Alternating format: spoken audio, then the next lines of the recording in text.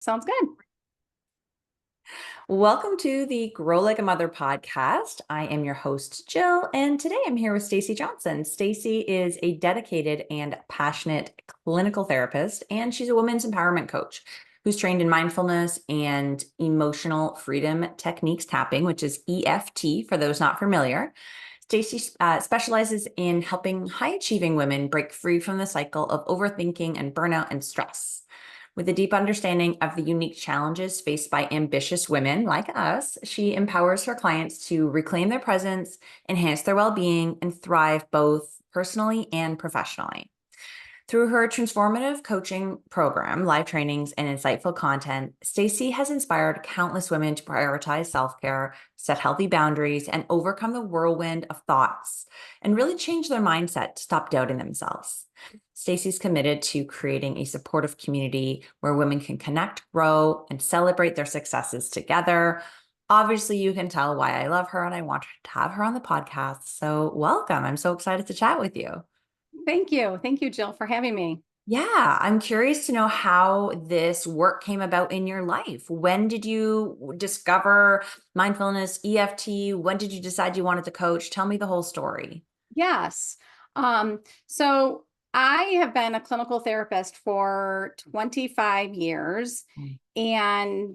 And about 15 years ago, I myself was this ambitious, high achieving woman. I was, working in an alternative school with special needs children, and I was bringing home a lot of my stress. I could handle the day very well, but I would bring it home and then I would have to run my kids to sporting events or, and I would never say no. So I was always doing something with them. So if it was Girl Scouts or if it was, oh, we need a Girl Scout cookie, mom. Okay, fine, I'll do it. So I was always going, going, going. And I struggled with headaches myself often and muscle tensions across my back and neck. In fact, I spent several weeks working with a physical therapist and then realizing that it was really my stress that was getting to me. And I was coming home and yelling at anybody that would ask me, like, what was for dinner? Or, oh, I need a, poster board for tomorrow's project. And I would just lose it. And then I started noticing that my own kids were not managing their own stress well. And my husband commented, like, why are you always angry? And I'm like, I'm not angry. And then I realized that I was overwhelmed, burnout, stressed. So I started going through some of my personal development trainings, and I started putting together some information to help myself and realized it was helping me so well. And then um, I would help my friends and then my clients use the same materials. And I really got interested in more in mindfulness in the last few years because I saw how powerful it could help, just, being more present in the moment. And so it'll be 3 years in November. My husband passed away suddenly. Mm. And I was amazed how resilient I was based on all the things that I had been using through the years. I was more resilient.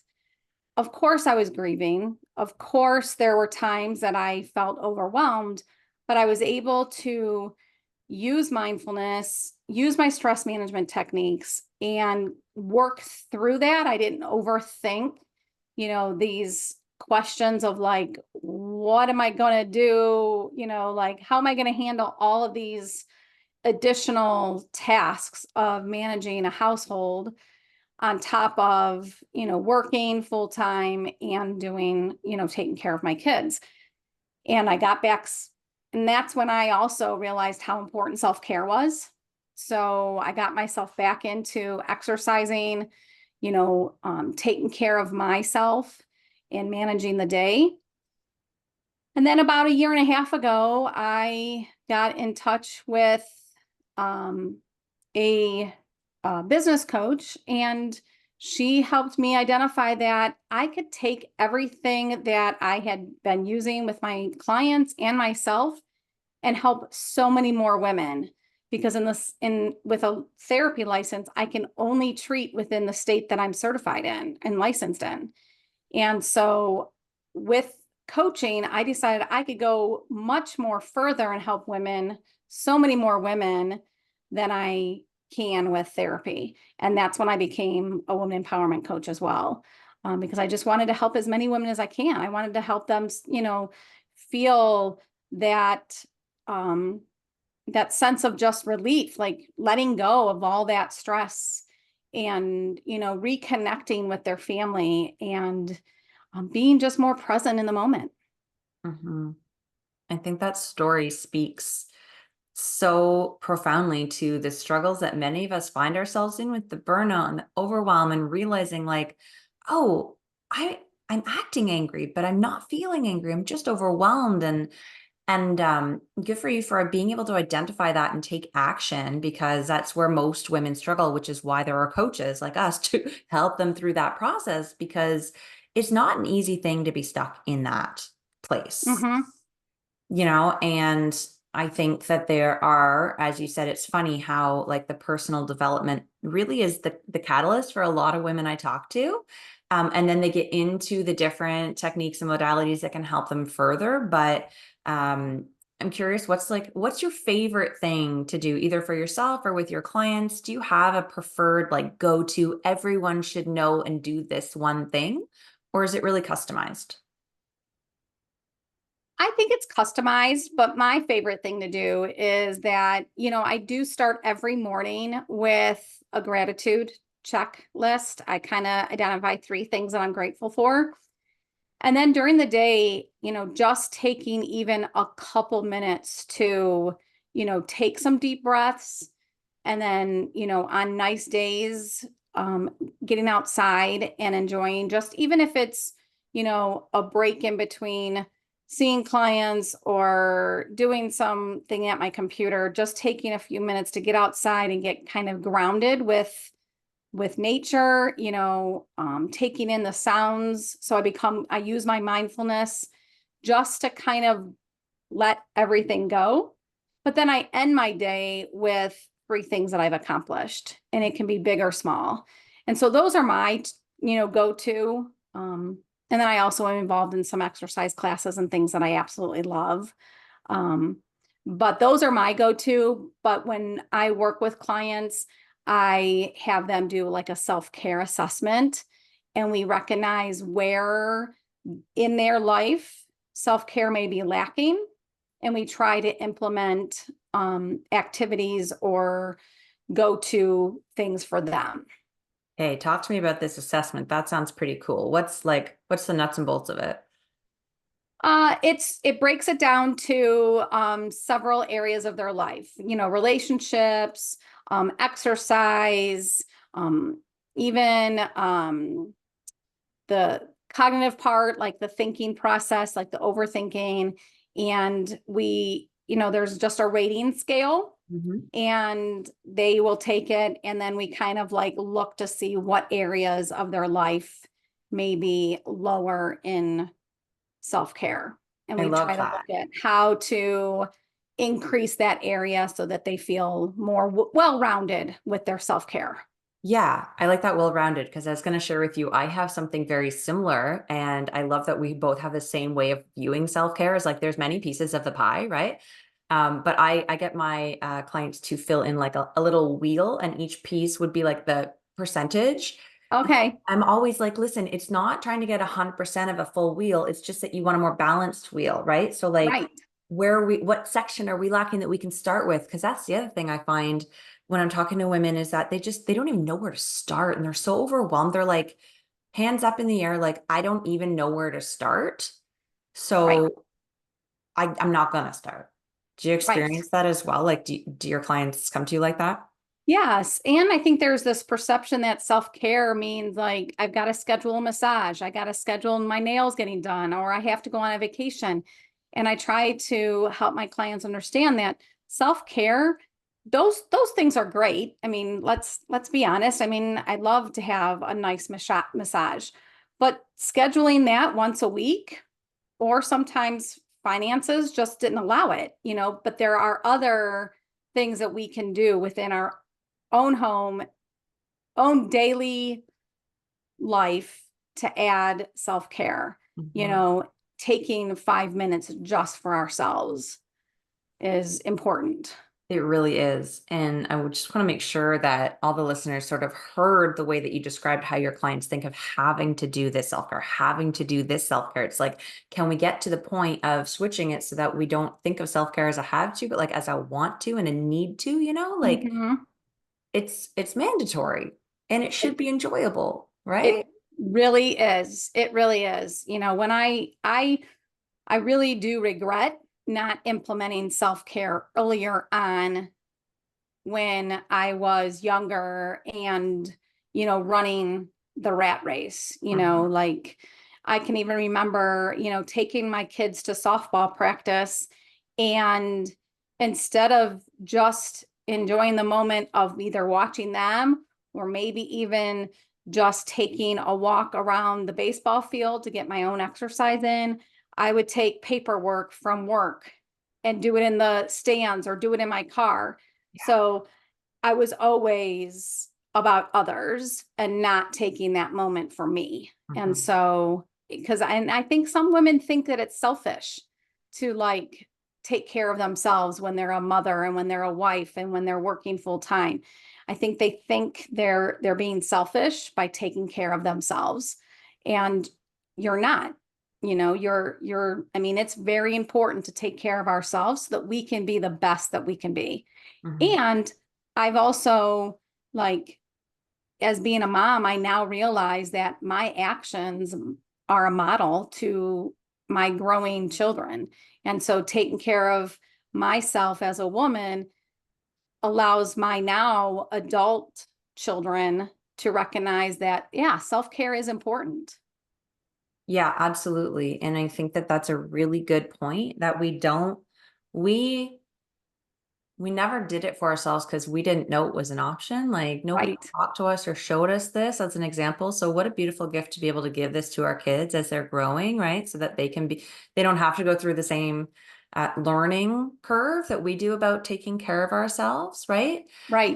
But I just want to say something that came to my mind as you were talking about feeling selfish about self-care. And I think that is definitely true. And I also just realized right now in this moment that one of the things that also prevents us from like it's the guilt and the selfishness stigma, but it's also that we just don't feel like there's time for it because we are Mm-hmm. working full time, because we are trying to show up in our relationship, because we are trying to mother the best we can and be present.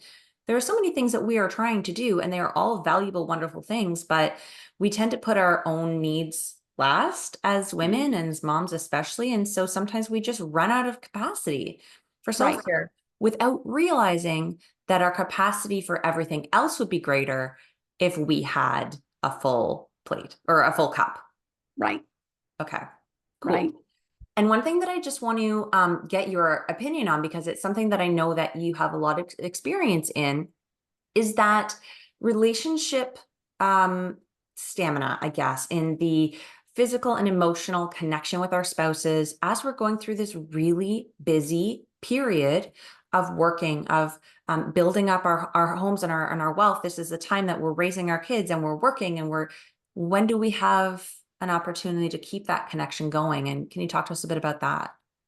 Yes. So I mean, again, it goes back to the self-care, but also being more mindfulness, like taking those moments at the end of, the day when kids are maybe in bed or maybe when they're in their own rooms watching TV.